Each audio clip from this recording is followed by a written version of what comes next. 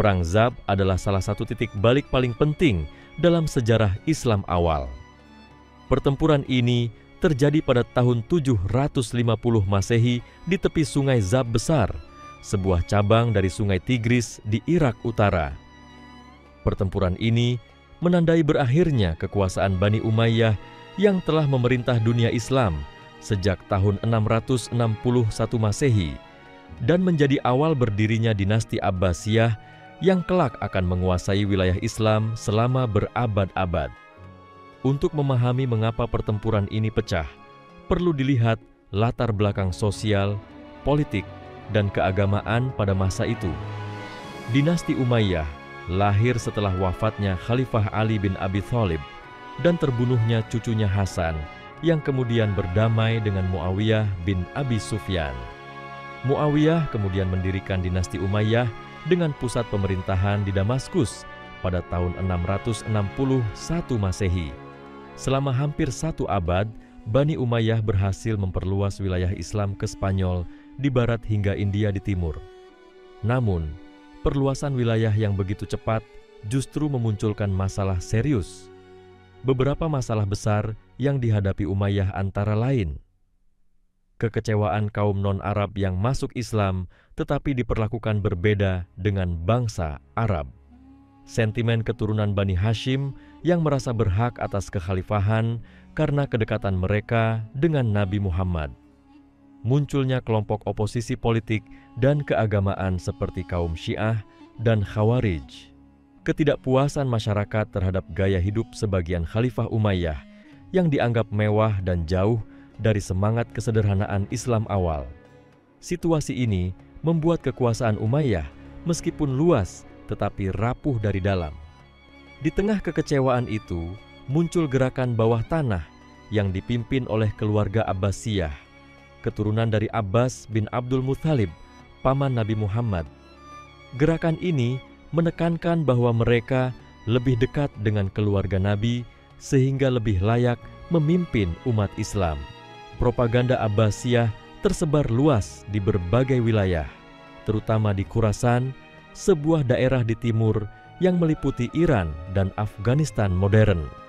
Khurasan menjadi basis penting karena wilayah ini dihuni banyak Muslim non-Arab yang tidak puas dengan dominasi Arab dalam struktur pemerintahan Umayyah.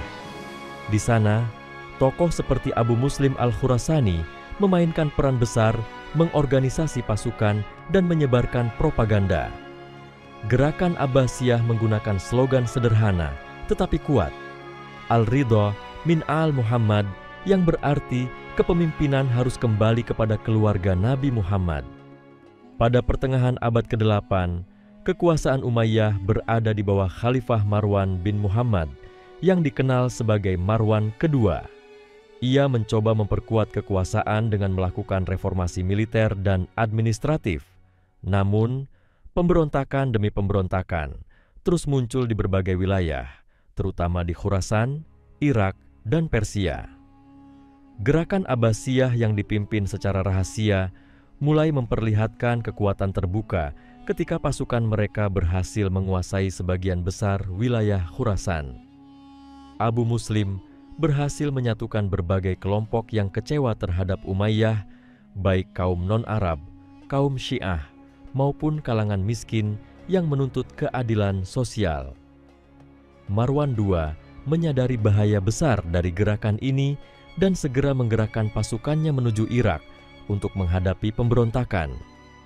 Pasukan Umayyah yang besar dipusatkan di Suriah dan Irak Utara, sementara pasukan Abbasiyah bergerak dari Khurasan menuju Irak. Perang Zab terjadi bukan dalam sekejap, melainkan melalui serangkaian peristiwa. 1. Penguatan gerakan Abbasiyah di Khurasan. Pada tahun 747 Masehi, Abu Muslim al-Khurasani mengibarkan bendera hitam di Khurasan sebagai lambang revolusi. Hal ini menjadi tanda terbuka bahwa mereka menentang kekuasaan Umayyah. Gerakan ini cepat menyebar ke kota-kota penting seperti Maru, Nishapur, dan Balkh. Kedua, kejatuhan Kufah. Pasukan Abbasiyah kemudian bergerak menuju Irak.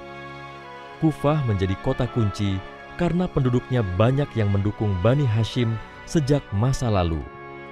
Pada tahun 749 Masehi, pasukan Abbasiyah berhasil menguasai Kufah tanpa perlawanan besar. Kota ini kemudian dijadikan pusat pemerintahan sementara dan di sana pula diangkat seorang khalifah dari keluarga Abbasiyah, yaitu Abu al-Abbas as-Saffah. 3. Reaksi Khalifah Marwan kedua. Mendengar perkembangan ini, Marwan kedua segera memimpin pasukan besar dari Suriah untuk menumpas pemberontakan. Ia berusaha mengkonsolidasikan dukungan dari suku-suku Arab yang masih setia kepada Bani Umayyah.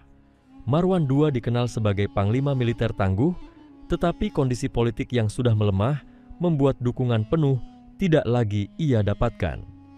4. Persiapan pertempuran di Sungai Zab. Kedua pasukan akhirnya bertemu di tepi Sungai Zab besar pada awal tahun 750 Masehi. Lokasi ini strategis karena menjadi jalur penghubung antara Suriah dan Irak. Pasukan Abbasiyah yang dipimpin oleh Abdullah bin Ali, paman Khalifah Abu al-Abbas, ditempatkan berhadapan dengan pasukan besar Marwan Dulabu. 5. Keseimbangan kekuatan. Dari segi jumlah, pasukan Umayyah lebih besar karena mereka masih menguasai wilayah Suriah dan memiliki tradisi militer kuat. Namun, pasukan Abbasiyah memiliki semangat juang yang lebih tinggi. Banyak tentara mereka adalah kaum non-Arab yang termotivasi oleh janji keadilan sosial dan kesetaraan. 6. Awal pertempuran. Pertempuran dimulai dengan serangan sengit pasukan Umayyah yang berusaha menembus barisan Abbasiyah. Akan tetapi, strategi militer Abbasiyah yang dipimpin oleh Abdullah bin Ali cukup rapi.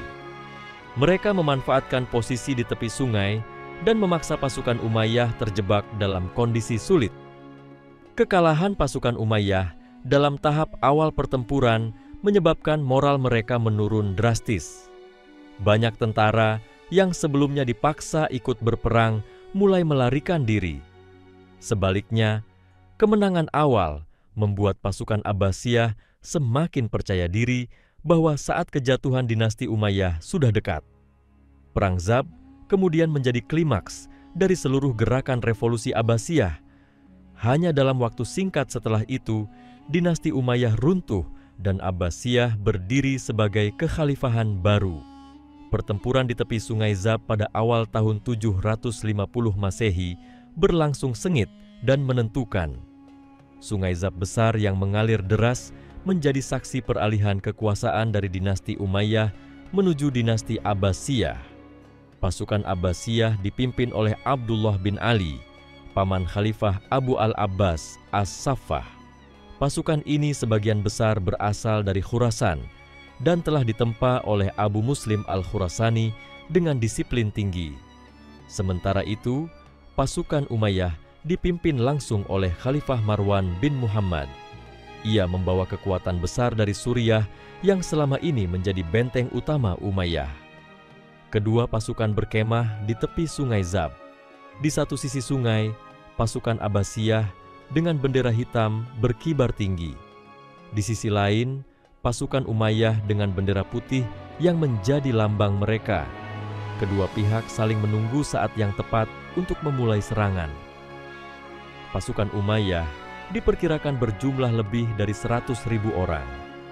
Mereka terdiri dari pasukan kavaleri Suriah yang terkenal tangguh. Namun, banyak di antara mereka ikut karena perintah, bukan karena semangat juang. Sementara pasukan Abbasiyah lebih sedikit, sekitar 70.000 orang. Meskipun lebih sedikit, pasukan ini memiliki semangat perlawanan tinggi. Mereka percaya bahwa pertempuran ini adalah jalan untuk mengembalikan kepemimpinan umat kepada keluarga Nabi Muhammad. Pertempuran dimulai ketika pasukan Umayyah menyerang lebih dulu. Marwan kedua memerintahkan pasukan berkudanya menyerbu pertahanan Abbasiyah. Serangan itu sangat kuat dan hampir memecah barisan Abbasiyah. Namun, Abdullah bin Ali telah menyiapkan strategi matang. Ia menempatkan pasukan pemanah di sisi kanan dan kiri. Begitu kavaleri Umayyah maju, mereka dihujani panah dari segala arah.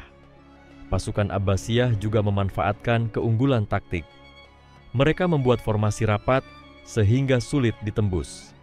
Pasukan Umayyah yang terlalu percaya pada jumlah besar justru terjebak dalam medan sempit dekat sungai. Tentara Abbasiyah yang berasal dari Khurasan telah terbiasa berperang di medan sulit. Mereka tidak mudah goyah menghadapi serangan mendadak. Abu Muslim al-Khurasani meskipun tidak hadir langsung di medan pertempuran, sebelumnya sudah melatih pasukan dengan disiplin tinggi. Semangat mereka tidak hanya karena ingin menggulingkan Umayyah, tetapi juga karena janji Abbasiyah tentang persamaan derajat antara Muslim Arab dan non-Arab. Janji inilah yang membuat mereka bertempur dengan penuh keberanian. Pasukan Umayyah mulai kehilangan kekuatan ketika barisan mereka terdesak ke tepi sungai Zab. Sungai itu deras arusnya dan sulit diseberangi dalam kondisi tertekan. Banyak tentara Umayyah terpaksa mundur ke arah sungai, namun justru tenggelam karena arus deras. Moral pasukan Umayyah kian runtuh. Banyak tentara yang sebelumnya setia mulai melarikan diri. Marwan II berusaha keras mengobarkan semangat tentaranya, tetapi situasi sudah tidak terkendali. Dalam waktu singkat, pasukan Umayyah benar-benar hancur. Sungai Zab dipenuhi mayat tentara yang tenggelam. Ribuan orang tewas, sementara yang lain tertawan. Marwan II sendiri berhasil meloloskan diri dari medan pertempuran, tetapi ia tidak lagi memiliki kekuatan besar untuk mengatur perlawanan. Kekalahan ini menjadi titik akhir kekuasaan dinasti Umayyah di wilayah timur dunia Islam. Kemenangan Abbasiyah di Sungai Zab membuka jalan bagi mereka untuk mengambil alih ibu kota dan memproklamasikan kekhalifahan baru. Setelah kalah di Sungai Zab, Marwan II melarikan diri ke arah barat. Ia mencoba mencari perlindungan di Suriah dan Mesir. Namun, pasukan Abbasiyah terus mengejarnya. Di setiap wilayah yang dilewati, rakyat sudah berbalik mendukung Abbasiyah, sehingga Marwan II tidak mendapat dukungan berarti. Akhirnya, pada bulan Agustus tahun 750 Masehi, Marwan II tertangkap di Mesir dan dibunuh.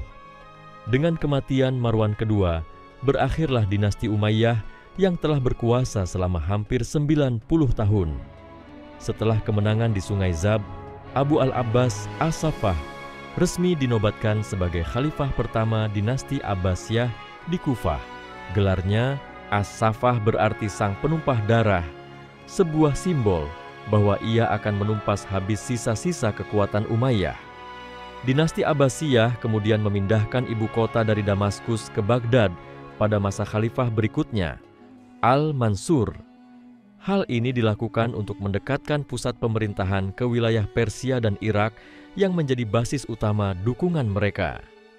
Abbasiyah berkuasa selama berabad-abad, membawa dunia Islam pada masa keemasan dalam bidang ilmu pengetahuan, filsafat, seni, dan perdagangan. Namun, semua itu bermula dari kemenangan mereka di Sungai Zab, sebuah pertempuran yang mengubah jalannya sejarah Islam. Perang Zab tahun 750 Masehi adalah pertempuran besar yang menentukan peralihan kekuasaan dari dinasti Umayyah kepada dinasti Abbasiyah. Latar belakangnya adalah ketidakpuasan luas terhadap dominasi Arab dalam pemerintahan Umayyah, serta keinginan untuk mengembalikan kepemimpinan kepada keluarga Nabi Muhammad.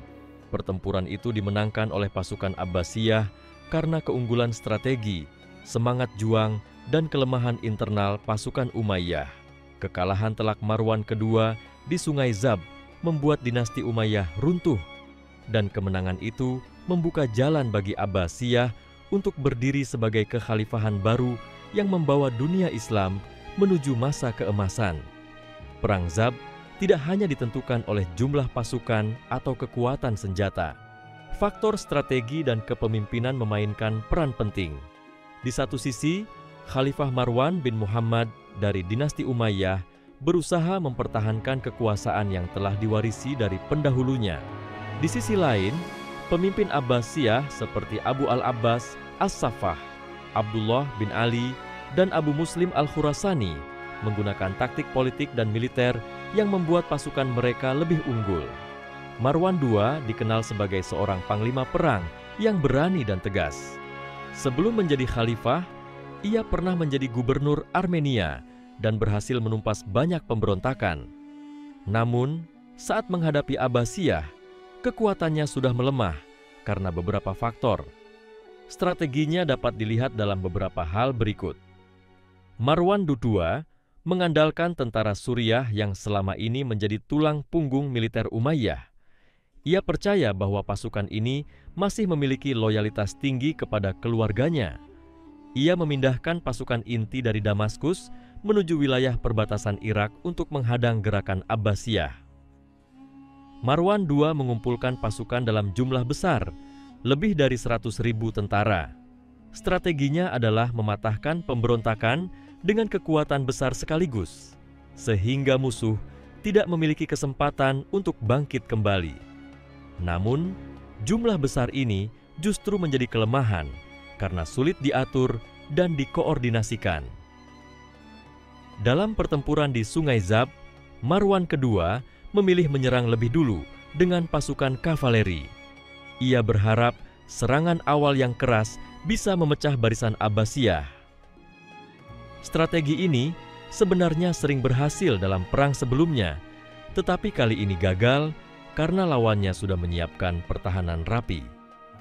Marwan II percaya pada dukungan suku-suku Arab yang selama ini menjadi basis kekuatan Umayyah. Namun, pada kenyataannya, banyak suku yang sudah kecewa dan lebih mendukung Abbasiyah. Strategi mengandalkan loyalitas selama ini menjadi kelemahan fatal. Kesalahan utama Marwan II adalah terlalu bergantung pada kekuatan lama tanpa memperhitungkan perubahan besar dalam politik dan masyarakat Islam pada masa itu. Abu Muslim Al-Khurasani adalah tokoh kunci dalam kemenangan Abbasiyah, meskipun ia tidak hadir langsung di Sungai Zab. Sebagai pemimpin gerakan di Khurasan, strategi politik dan militernya sangat menentukan jalannya revolusi. Strateginya antara lain, Abu Muslim berhasil menyatukan berbagai kelompok yang sebelumnya berseberangan. Ia menggabungkan kaum Arab yang kecewa, kaum non-Arab yang menuntut persamaan hak, serta kelompok Syiah yang berharap kepemimpinan kembali ke keluarga Nabi. Ia memerintahkan pasukannya mengibarkan bendera hitam sebagai simbol revolusi. Warna hitam ini menjadi tanda bahwa mereka membawa perubahan besar. Simbol ini efektif membakar semangat pasukan dan menarik dukungan rakyat. Pasukan yang dipimpin Abu Muslim terkenal dengan disiplin dan kesetiaannya. Ia tidak hanya mengandalkan jumlah, tetapi juga keterampilan bertempur. Mereka terlatih menghadapi perang panjang di medan sulit, sehingga tidak mudah dikalahkan. Abu Muslim menyebarkan gagasan bahwa Abbasiyah lebih berhak memimpin karena berasal dari keluarga Nabi Muhammad. Slogan Al-Ridha min Al-Muhammad yang berarti kepemimpinan dari keluarga Nabi membuat rakyat yakin bahwa perjuangan ini adalah perjuangan suci. Strategi Abu Muslim menekankan pentingnya membangun dukungan luas dan semangat juang, sehingga meskipun jumlah mereka lebih sedikit, kekuatan moral dan motivasi lebih tinggi. Abu Al-Abbas As-Saffah adalah khalifah pertama dinasti Abbasiyah. Ia masih muda saat diangkat, tetapi dikenal memiliki keberanian besar. Meskipun bukan ahli militer seperti pamannya Abdullah bin Ali, ia punya strategi politik yang jitu. Setelah pasukan Abbasiyah menguasai Kufah, ia menjadikan kota ini sebagai pusat politik. Kufah memiliki sejarah panjang sebagai kota yang mendukung keluarga Nabi Muhammad, sehingga dukungan rakyat besar sekali. Sebagai keturunan Abbas, paman Nabi Muhammad, ia menekankan bahwa dirinya lebih berhak atas kepemimpinan daripada keturunan Muawiyah bin Abi Sufyan. Legitimasi ini memperkuat posisi politiknya di mata umat. Ia memberi kepercayaan kepada pamannya Abdullah bin Ali untuk memimpin pasukan di medan perang. Keputusan ini tepat karena Abdullah bin Ali adalah panglima berpengalaman yang mampu mengatur strategi di medan perang. Abdullah bin Ali adalah pemimpin militer utama pasukan Abbasiyah dalam Perang Zab. Strateginya sangat berpengaruh dalam kemenangan pasukan hitam melawan pasukan Umayyah. Abdullah bin Ali memilih bertahan di tepi sungai agar pasukan Umayyah kesulitan bergerak. Ia menempatkan pemanah di posisi tinggi sehingga dapat menyerang kavaleri Umayyah dengan mudah. Ia menaruh kepercayaan penuh pada pasukan Khurasan yang terlatih. Mereka ditempatkan di garis depan untuk menahan serangan pertama. Ia tidak terburu-buru menyerang. Justru ia menunggu pasukan Umayyah maju terlebih dahulu. Begitu mereka masuk ke medan sempit dekat sungai, pasukannya langsung mengepung dan menghantam dari berbagai sisi.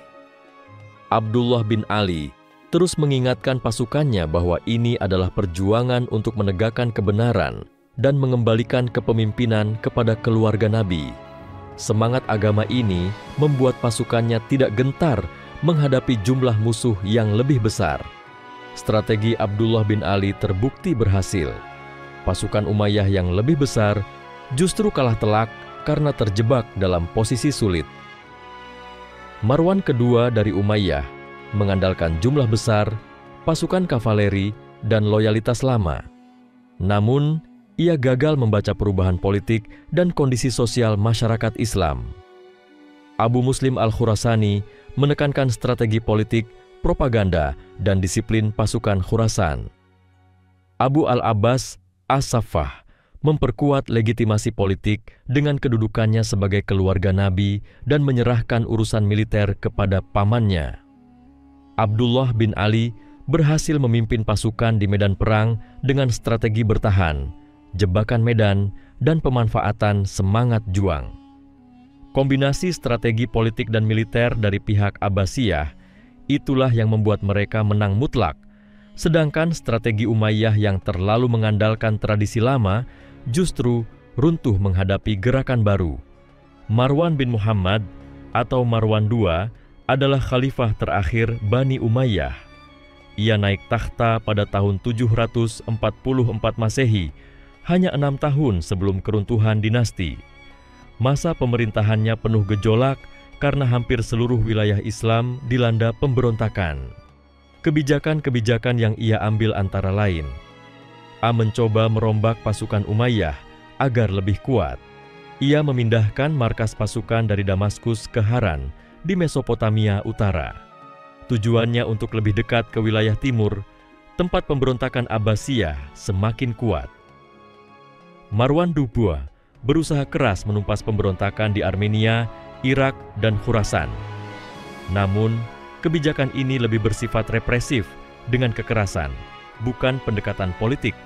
Akibatnya, semakin banyak rakyat yang membelot kepada Abbasiyah. Ia mempertahankan tradisi Umayyah sebelumnya, yaitu mengandalkan suku Arab Suriah sebagai inti pasukan dan pemerintahan. Namun, kebijakan ini membuat kaum non-Arab semakin kecewa karena mereka tetap diperlakukan sebagai kelas kedua.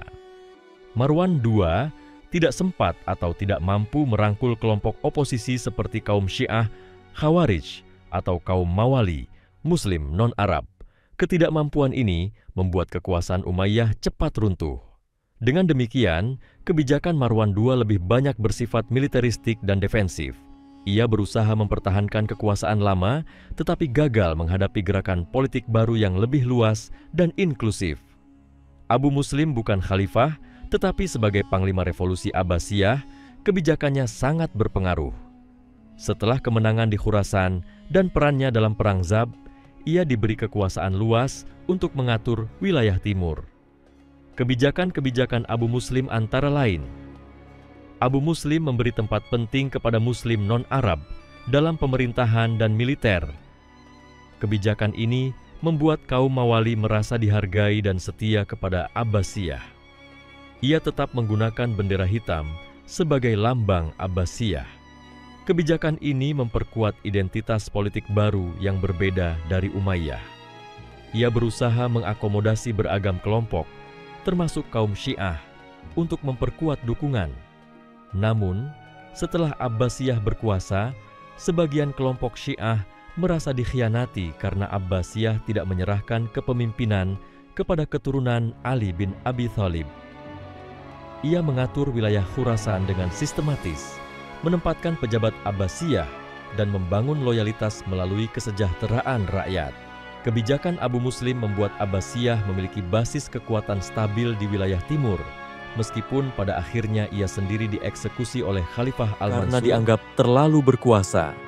Abu al-Abbas As-Saffah adalah khalifah pertama Abbasiyah yang naik takhta setelah kemenangan di Sungai Zab. Masa pemerintahannya singkat, dari tahun 750 sampai 754 Masehi. Tetapi ia meletakkan fondasi penting bagi dinasti baru. Kebijakan-kebijakan Abu al-Abbas As-Saffah antara lain: ia menumpas habis keluarga Umayyah yang masih hidup agar tidak ada klaim terhadap takhta. Kebijakan ini sangat keras, bahkan banyak keturunan Umayyah dibunuh kecuali satu orang, yaitu Abdul Rahman Ad-Dakhil, yang berhasil melarikan diri ke Spanyol dan mendirikan dinasti Umayyah di Andalusia. Awalnya ia memusatkan pemerintahan di Kufah, kota yang terkenal sebagai basis pendukung keluarga Nabi. Hal ini memberi legitimasi kuat pada awal pemerintahan Abbasiyah. Abu al-Abbas mulai menerapkan kebijakan lebih adil bagi Muslim non-Arab. Meskipun belum sempurna, kebijakan ini sangat berbeda dengan diskriminasi yang dilakukan Umayyah. Ia selalu menekankan bahwa Abbasiyah adalah keturunan dari Abbas, paman Nabi Muhammad. Dengan demikian, mereka memiliki kedekatan darah dengan Rasulullah, meskipun bukan dari jalur Ali. Ia membagi jabatan kepada para pendukungnya, terutama dari Khurasan, untuk menjaga stabilitas awal pemerintahan. Kebijakan Abu al-Abbas keras terhadap musuh, tetapi cukup lunak terhadap pendukung. Karena itu, ia dijuluki As-Saffah, sang penumpah darah. Setelah wafatnya Abu al-Abbas, takhta jatuh ke tangan saudaranya, Abu Ja'far Al-Mansur, pada tahun 754 Masehi. Ia adalah tokoh yang memperkuat struktur pemerintahan Abbasiyah dan memindahkan ibu kota ke Baghdad.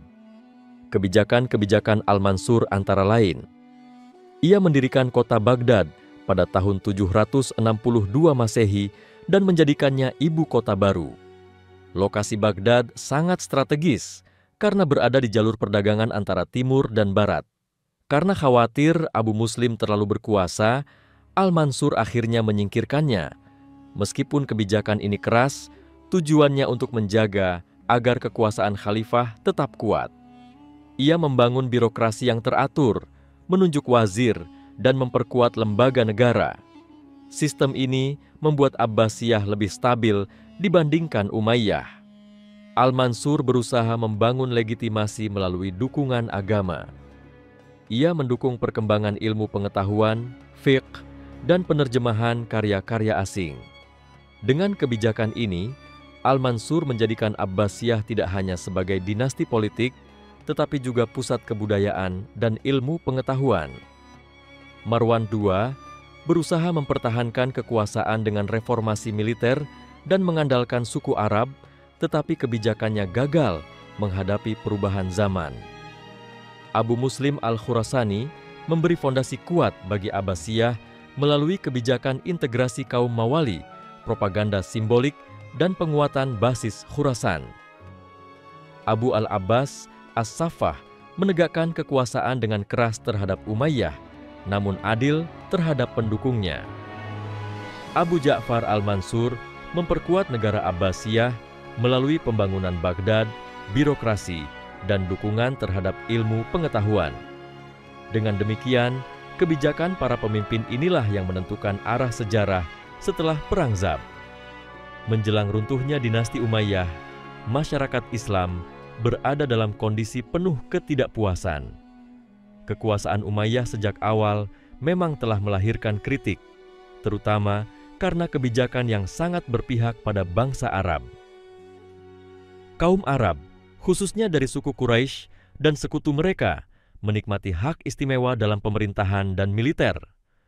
Sebaliknya, kaum Mawali yaitu Muslim non-Arab dari Persia, Mesir, Afrika Utara, dan wilayah lain diperlakukan sebagai warga kelas kedua.